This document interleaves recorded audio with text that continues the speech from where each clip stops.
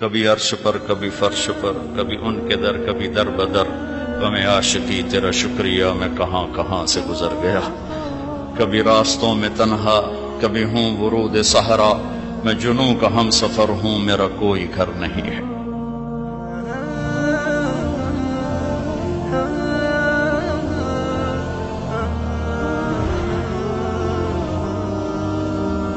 اللہ نے اپنی محبت کی جو تشبیہ دی وہ باپ سے نہیں دی کہ میں اپنے بندوں سے باپ سے زیادہ پیار کرتا ہوں، اللہ نے تشبیہ دی میں اپنے بندوں سے ماں سے بھی زیادہ پیار کرتا ہوں، کہ جو قربانی ماں دے دی۔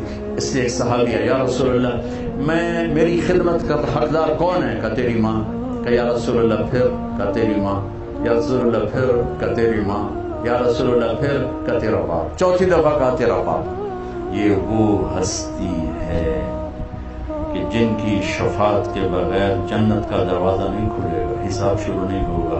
وہ کس تمنا کا تمنا سنو، کاش میری ماں زندہ ہوتی، اور کاش میری ماں زندہ ہوتی، اور میں عشاء کی نماز کے مصلی پہ ایسے سورۃ فاتحہ شروع کر چکا ہوتا، الحمدللہ رب العالمین الرحمن الرحیم مالک یوم الدین، اور ادھر سے آواز آتی بیٹا محمد، تو میں وہیں نماز توڑ کے کہتا لبیک اماں جی، بڑے رسول۔ اور اظہار تمنا کیا ہے؟ کس چیز کی کمی کو محسوس کر رہے ہیں؟ چونکہ باپ دیکھا نہیں، ماں 6 سال میں فوت ہو، میری زندگی سفر میں گزری۔ میری زندگی کا سب سے عجیب سفر وہ تھا جب میں حضرت آمنہ کی قبر پہ پہنچا، اٹھا کے دینا، جب میں حضرت آمنہ کی قبر پہ پہنچا، کالے پہاڑ اور اثر سورج ڈوب رہا تھا، ڈوبتا سورج بھی غمگین نظر آتا ہے، اور وہاں چاروں طرف دیکھ رہا تھا۔ سن 2000 انسان نام کی شے نہیں تھی، 1400 سال پہلے کیا ہوا ہوگا جب میرے نبی کی ماں نے دم توڑا ہوگا، اور اوپر پہاڑی ہے، اس سے 15-20 فٹ اور اونچی ہوگی۔ جب ان کو پتھروں میں دبا کے نیچے اترے ہیں ایک باندی ساتھی ام ایمن، تو آپ نے ہاتھ چھڑایا اور دوڑ لگائی، کاش آپ جا کے دیکھو، پہاڑی پہ چڑھ گئے، پیچھے ام ایمن دوڑتی ہوئی آئیں، تو وہ منظر تھا کہ مینا کے پہاڑ، وہ ابوا کے پہاڑ بھی موم ہو رہے تھے، میرے نبی ماں کی قبر کو چمٹے ہوئے ایسے پڑے تھے ایسے۔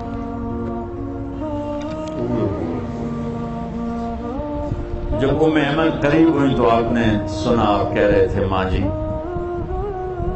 آپ کو تو خبر تھی آپ کے سوا میرا کوئی نہیں، پھر آپ مجھے چھوڑ کے کہاں چلے؟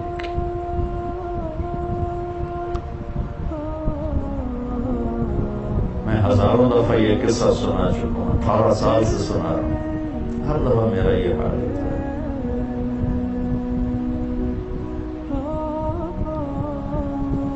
ام ایمن نے اٹھانے کی کوشش کی، انکار کر نہیں، چھوڑ دو، یہیں چھوڑ دو،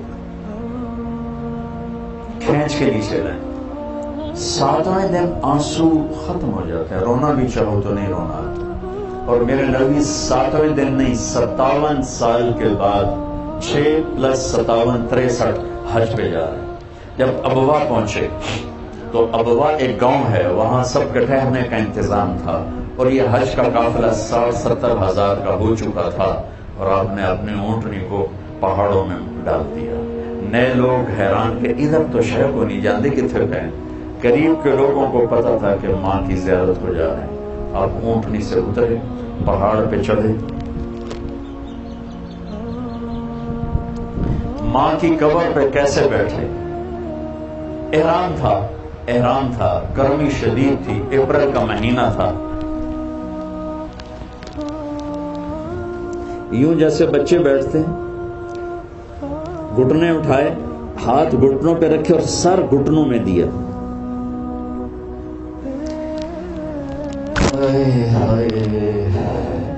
ایک گر گیا، لگا دو۔ آپ نے پوزیشن دیکھی،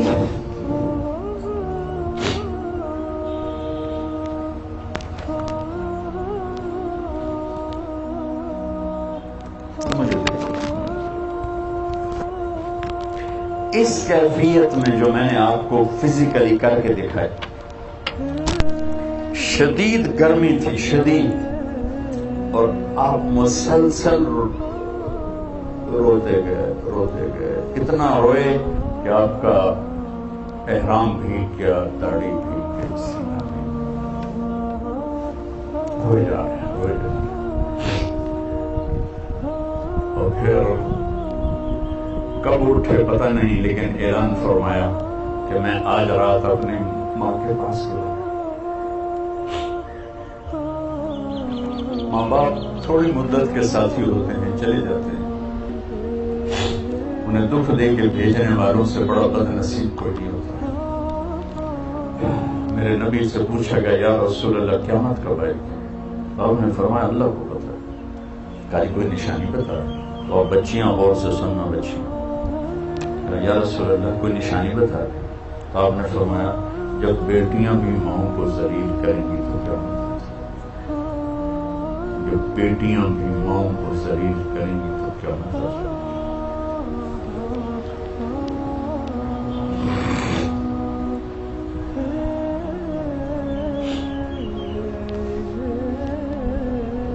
اپنے نبی کی زندگی پڑھو بچوں، کہ زندگی گزارنی کیسے؟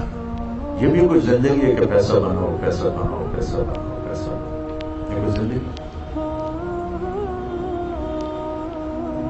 بہن بھائی، ہر رشتے کو میرے نبی نے، میرے نبی نے فرمایا جس کو اللہ نے 2 بہنیں دی اور اس نے ان کا حق ادا کیا، جنہوں قیامت تک آپ کی نظر تھی، کہ آپ کو پتا تھا بر صغیر کے معاشرے میں بہنوں کو وراثت میں کوئی حق نہیں ملے گا، تو آپ اس وقت کہہ رہے ہیں جب ابھی عرب میں بھی ایک دستور تھا، بہنوں کو کچھ نہیں دیتے تھے، سارا عرب کھاتے تھے، اور ہمارا بھی یہی دستور ہے، بیٹیوں کو کچھ نہیں ملتا، سب بیٹے لے جاتے ہیں۔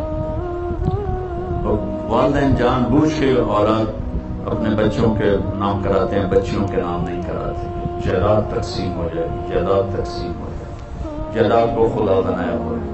تو میرے نبی نے فرمایا جس کو اللہ نے 2 بہنیں دی اور اس نے ان کا حق ادا کیا تو وہ جنت میں داخل ہو گیا۔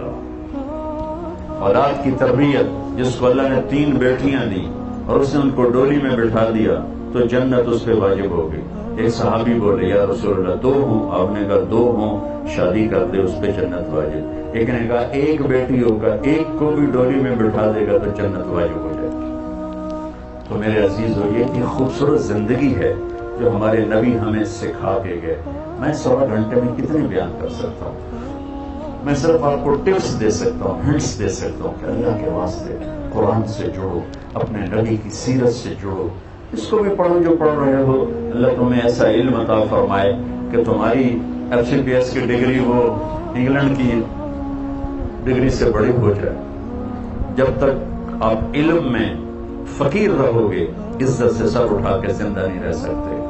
جو قوم اپنا علم بھی نہ خود تلاش کر سکے، اسے عزت سے رہنے کا کوئی حق حاصل نہیں۔ تمہارا بڑا ڈاکٹر وہ ہوتا ہے جو امریکہ سے ڈگری لے کر آئے، اور ہم اس دن آزاد ہوں گے جب ہمارا ڈاکٹر یہاں کا امریکہ سے بڑی ڈگری والا شمار ہوگا۔ کہ علم وراثت نہیں ہے، علم محنت ہے، جو محنت کرے گا اللہ اس کا سینہ کھول دے گا۔ اور ہمارے بچے بچیاں پڑھتے ہیں صرف ڈگری کے لیے اور آگے جاب کے لیے، اور ہمارے ادارے بھی عام طور پہ تعلیمی ادارے نہیں ہیں، کاروباری ادارے ہیں۔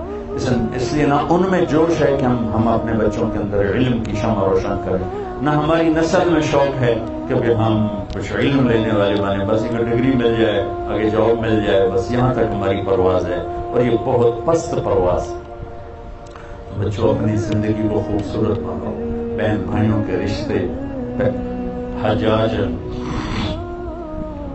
حجاج کے سامنے 3 مجرم پیش کیے، ساتھ ایک خاتون تھی، تو اس نے کہا ان کو قتل کر دو۔ تو وہ خاتون کہنے لگی ہم غریب لوگ ہیں، معاف کر دو۔ کہنے لگا تیری سفارش پہ 1 کو معاف کر دے۔ تو ایک اس کا بیٹا تھا، ایک اس کا خامن تھا، ایک اس کا بھائی تھا۔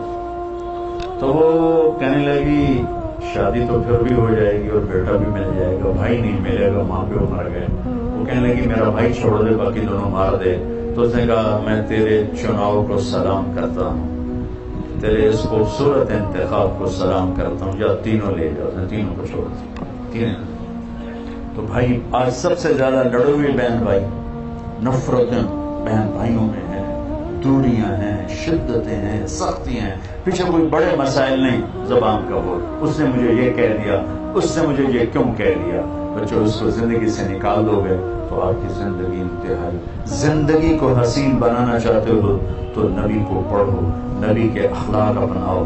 اللہ کی قسم آپ کے کپڑوں سے زندگی خوبصورت نہیں ہوگی، آپ کی ڈگریوں سے زندگی خوبصورت نہیں ہوگی۔ زندگی کا خوبصورت ہونا الگ چیپٹر ہے اور کپڑے کا خوبصورت ہونا گھڑی کا الگ چیپٹر ہے۔ ہم اسی میں گم ہو گئے ہیں کہ زندگی کو خوبصورت بنانے کا طریقہ کیا ہے، بہت بڑی گاڑی ہو، بہت بڑا بنگلہ ہو، بڑی قیمتی گھڑی ہو، فون ہو، یہ ہے، یہ بہت چھوٹے سلسلے ہیں۔ تو میں صرف آپ کو ہنٹس دے کے جا رہا ہوں، عبادات میں نماز کو قابو میں رکھو اور زندگی میں اخلاق کو قابو میں رکھو۔ اخلاق اچھے ہوں گے تو ہر رشتہ وہ قیمتی بن جائے گا، خوبصورت بن جائے گا۔ معاف کرنا سیکھو، درگزر کرنا سیکھو، سہ جانا سیکھو، گالی کے جواب میں چپ رہنا سیکھو، کسی کی غیبت نہ کرو، کسی کی برائی نہ کرو۔ تو نیت کرتے ہو سارے؟ اچھا، آپ بہت سے یہاں رہتے ہو تو آپس میں لڑائی بھی ہو جاتی ہوگی، تو کسی کا کسی سے بول چال بند بھی ہوگا، تو میری آخری گزارش یہ ہے کہ اگر کسی سے لڑے ہوئے تو صلح کر لیں۔ اللہ کو پسند نہیں کہ دو مسلمان آپس میں بول چال بند ہو۔ جب بول چال بند ہوتا ہے تو اللہ ان کی فائل بند کر دیتا ہے۔ اللہ تعالیٰ فرماتا ہے جب تک یہ صلح نہیں کرتے ان کا کوئی نیک عمل مجھ تک نہیں پہنچنا چاہیے۔ آپس میں بول چال کا بند ہونا اتنا خوفناک کام ہے۔ تو اگر آپ اپنی عمل کو بچانا چاہتے ہیں، اپنی نیکیوں کو بچانا چاہتے ہیں تو کسی سے لڑو نہیں، ہو جائے اونچ نیچ تو بول چال بند مت کرو، بول چال سے باقی رکھو، خود پہل کر لو، وہ ذلیل کرے خاموش ہو کے سن لو، تو انشاءاللہ آپ دیکھنا یہ دنیا بھی آپ کے لیے جنت بنے گی اور آخرت تو جنت ہے ہی۔ اللہ تعالیٰ مجھے آپ کو عمل کی توفیق دے۔ السلام علیکم۔